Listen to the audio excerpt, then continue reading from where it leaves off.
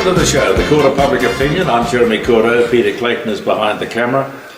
We've got a bit of feedback, Pete, from not that kind of feedback, which is you never want that sort of feedback.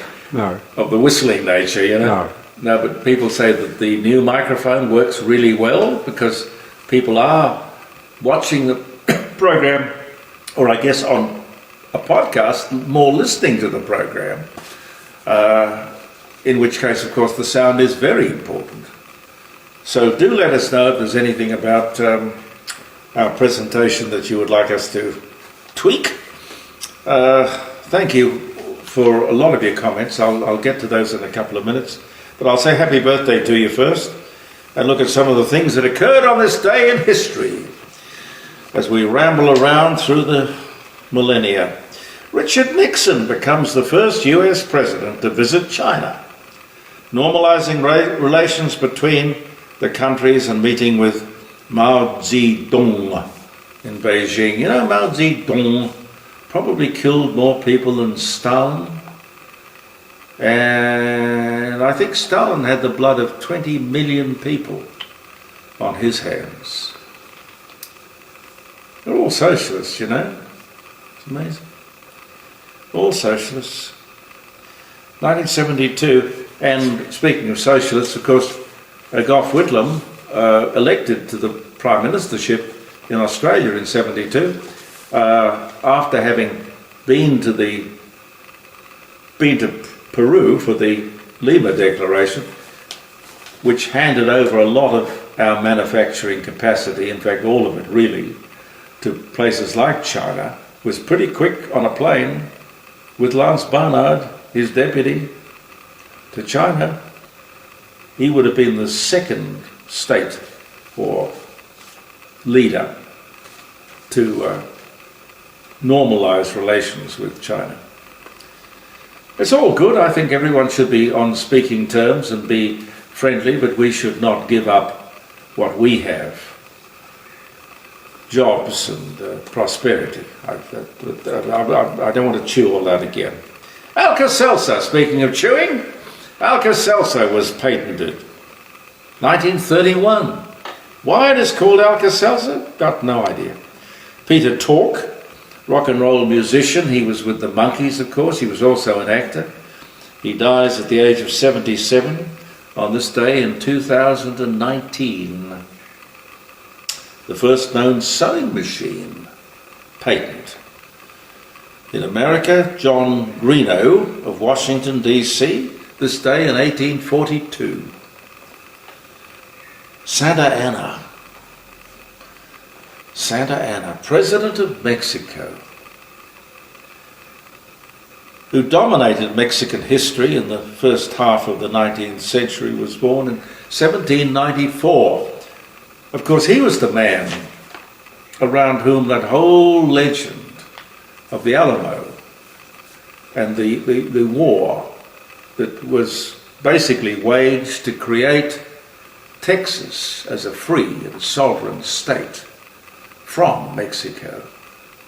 Santa Anna, the Alamo. Have you been to the Alamo? Pete, have you been to the Alamo? No, unfortunately. I would love to go. Apparently it's a bit disappointing because it's a very broad, it's hard. It's very small. It's just Just the front facade, I think. It's a small thing, yes. It's a small thing, but very broad. How they managed to kind of defend such an area, I don't know.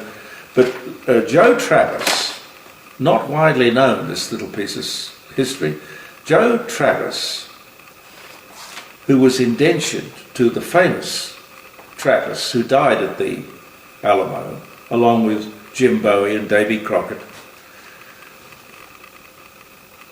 was the only person to survive. And a lot of the stories we have about Santa Anna and the Alamo came from this indentured slave who managed to survive, and he fought. He wasn't a slave, he was a soldier, and he fought for Texas. Anyway, what was the song? Pete would know the song. Hey Santa Anna, we're killing your soldiers below. Remember the Alamo, I think. It was Remember the Alamo. That's the song, yeah. Johnny Cash had a version of it. There were a few versions of it around. Hey Santa Ana, we're killing your soldiers below, so men wherever they go will remember the Alamo. Good piece of history. Stand up for what's right. Billy Graham, American Baptist evangelist, described as one of the 20th century's most influential, charismatic leaders, dies at the age of 99. That was this day in 2018. Kelsey Grammer, I like that show that he does. What's it called? Fraser Crane. It's about him being a radio presenter in some city in America. It's very funny, beautifully written, cleverly written. It's all in the script. It's all in the writing.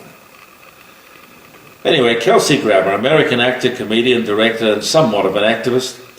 He popped up first in Cheers, I think. Yeah. He was born this day in 1955. Howard Florey, the Australian pioneer and I would say perfecter of, purifier of penicillin, 1968. Got the Nobel Prize in 45. He dies at 69, only 69. That was in 1968. Australia's international borders reopen to vaccinated tourists after 704 days, nearly 2 years, 2022, we remember that. Golly. Anne Frank, as in the diary of Anne Frank, dies on this day in 1945. They can't actually pick the exact day because she died in Dakar and they were not exactly keeping records. Ah dear. The Diary of Anne Frank. Alan Rickman, Prince of Thieves, Die Hard, Harry Potter, born in London, 1946. That was this day. Yes, 1946. I'll give you one more. Karl Marx and Friedrich Engels publish the Communist Manifesto in London in 1848. And thereby began a whole lot of terrible trouble, manifesting itself in people like Stalin and Hitler and Mao Zedong. Where do I start? Oh look, I'll start with this because let me go to my website here. This is the Court of Public Opinion, which I sometimes look at on the phone, but I try to look at it on the bigger screen when I do go back and look at it, which is often because I'm critical of what we do here. I know I'm critical of what I do here. Deanna says, thanks Jeremy for reading the letter which explains the reason for celebrating Australia Day on the 26th. Nobody was invaded on that day, and black activists, well actually Deanna, they're probably white activists pretending they're black, I don't know how any of that works, have no case to change the date of the 26th of January.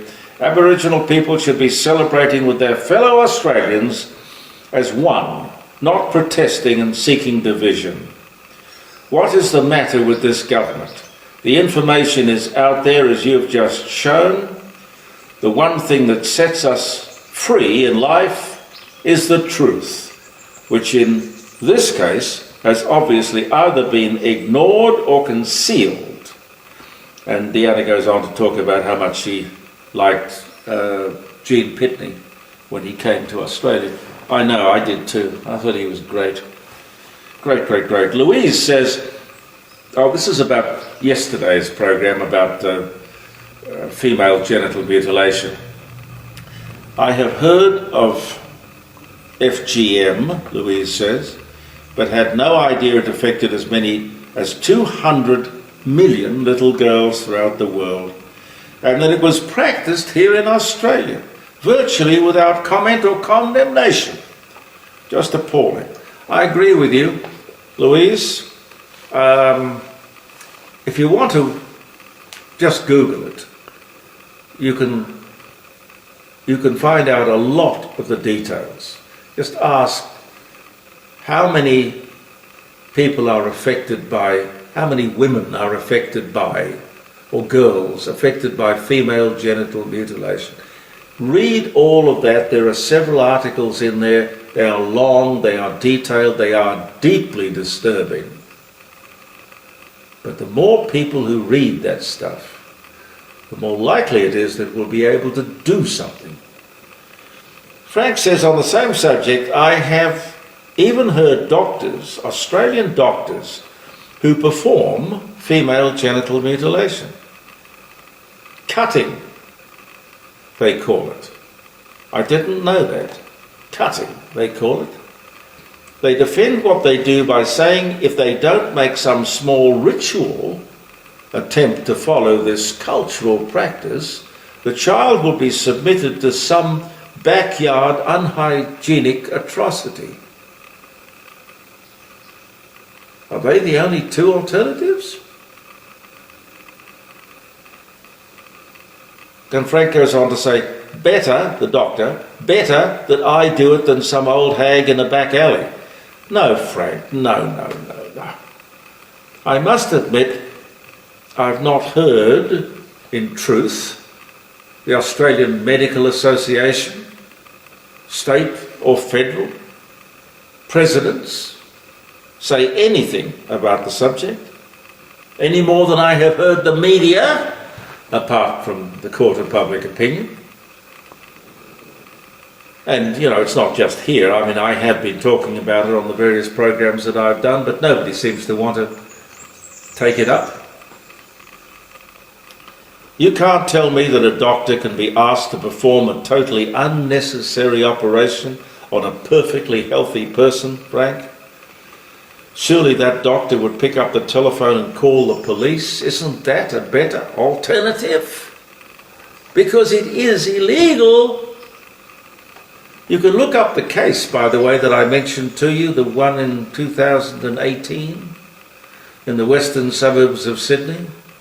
The only time someone has been brought before the law, before a court, over this issue. Now that is shocking, despicable. Renata says,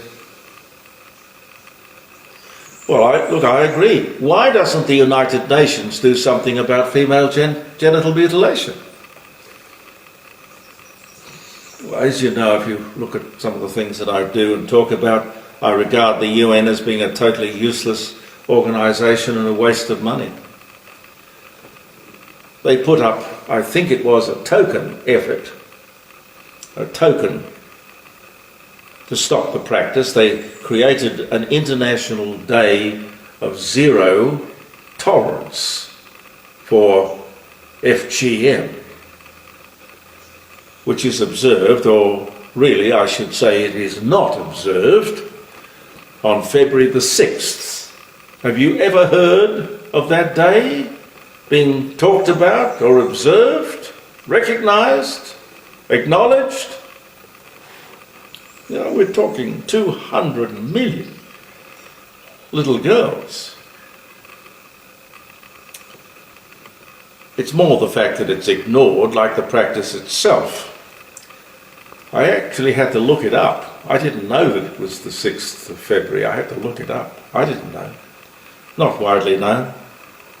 Of course, they could be putting the whole thing before the UN, the Human Rights and Equal Opportunity Commission or Committee within the United Nations. You know, these are the people who come by here quite regularly, by here I mean Australia, and lecture us on child prisons and women's refuges and God knows what. Have you ever heard them say anything about this? Human Rights and Equal Opportunity Committee? I've never heard them say a word. Disgraceful. Belinda says, I've heard FGM described as female circumcision. Belinda says, if male circumcision is all right, why not female circumcision? Belinda, I'm not a doctor, and there is no way I can compare female genital mutilation with male circumcision. Male circumcision, while not universally embraced by the medical profession, is a medical procedure. Probably religious origins, religious beginnings, but the motive seems to be health and cleanliness, not some sort of mindless cultural thing. It's also been proven that male circumcision goes a long way to prevent HIV. Now, don't ask me how or why, but I've read that. On the other hand, there can be no justification for taking a knife to the genitals of a little girl for no good reason. The gender-biased assault, certainly a crime against humanity and the individual. And if we ignore it, we are as guilty as the perpetrators. I'm sorry. And here's a question. If we as a society, or even globally, if we can ban the docking of dogs' tails, which we do, which we have, why can't we handle this one with as much vigour and determination? I would never say to you that dogs aren't important. They are. You wouldn't needlessly, for some silly fashion or cultural reason, cut a dog's tail off. But we are suitably outraged by that. But not about the disfiguring of little girls for no reason. Absolutely no reason. Have I got time for one more? Schools. And a lot can happen in schools, you know, ladies and gentlemen. They're very important. Schools are confronting a major dilemma at the moment. If you are a religious school, a faith-based school, it looks like regulations will prevent you from hiring people who are going to teach within the ethics of your college. And it seems that they will be able to do that because if you say, we only want such and such a religion or philosophy from our teachers, you are discriminating. Well, I would simply say, so what? If I can't do that, I may as well close the doors of my faith-based school. It seems that they'll be able to do it. If you're a Muslim school, Catholic school, Church of England school, for God's sake, it should be perfectly reasonable for you to be able to hire people of faith to teach within your religious or faith-based school.